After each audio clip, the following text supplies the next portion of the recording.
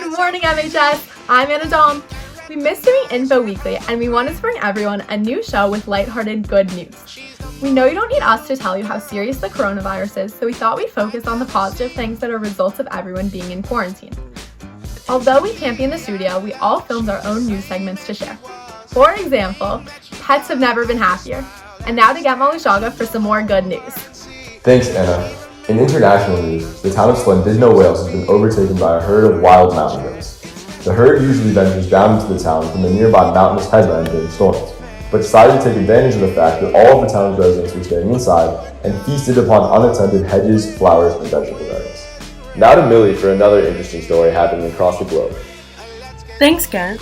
In other good news, the canals in Venice are the clearest they've been in decades. Boat traffic on these waterways usually causes sediments to rise to the surface, but due to the lockdown, this traffic has stopped. In some of these waterways, you can even see dolphins and other marine life. And now over to Marco for some more world news. In other world news, large corporations, celebrities, athletes, and other individuals have contributed enormous philanthropic efforts towards the fight against the current pandemic. The Center for Disease Philanthropy has reported over $5.3 billion in worldwide donations through their funding opportunities alone. And now over to Amanda to hear about what athletes are doing to help the cause. Did you know that some footballers are playing online games to raise money? 128 professional clubs from the Premier League, EFL, and across the globe are competing in an online FIFA tournament. Each club nominates one of its players to go up against another star from a different side. Leading up to a knockout tournament, it is hoped that €50,000 will be raised for research into COVID-19. Now here is the one and only Matteo Cruz. Thanks, Amanda. In other world news, Italy, who has been reporting the highest number of coronavirus cases for the past few weeks, is now reporting that their daily case number is the lowest it's been in 3 weeks. On March 22nd, Italy reported almost 7,000 new cases that day. Now, new cases per day are as low as 3,000. Continue to be extremely precautious, but things are looking up. Max, why don't you tell us some more positive news? Thank you, Mateo. In U.S. news, a man in Michigan uses his life savings to fill gas tanks for dozens of nurses heading to nearby hospitals. Last week, he spent over $900 to fill up about 50 to 80 cars. His good deeds gained the support of the people in town, where someone donated $200 for his cause. And now to Aiden with some more good news. In food news, Uber Eats is stepping up to the plate.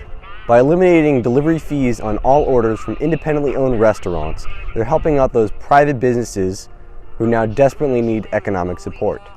In addition, they have committed more than 300,000 free meals to healthcare workers and first responders in both the US and Canada.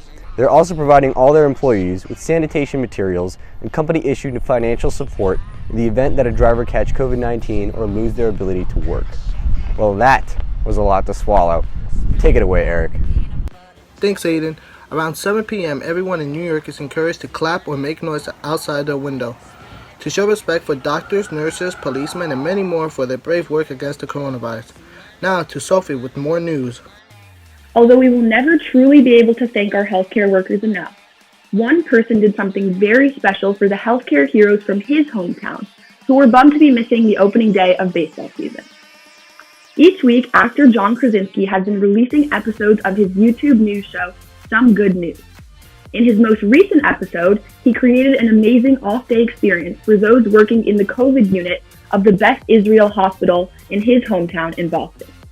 He partnered with David Ortiz and the Boston Red Sox to donate 4 tickets to the staff and to the hospital for life.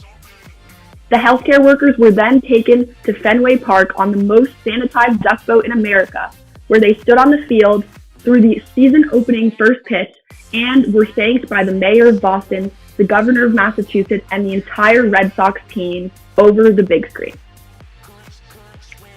This is all the news we have for you, and we hope that we were able to bring you guys some positivity amongst all this madness. Stay happy and healthy. And that was MHS Info.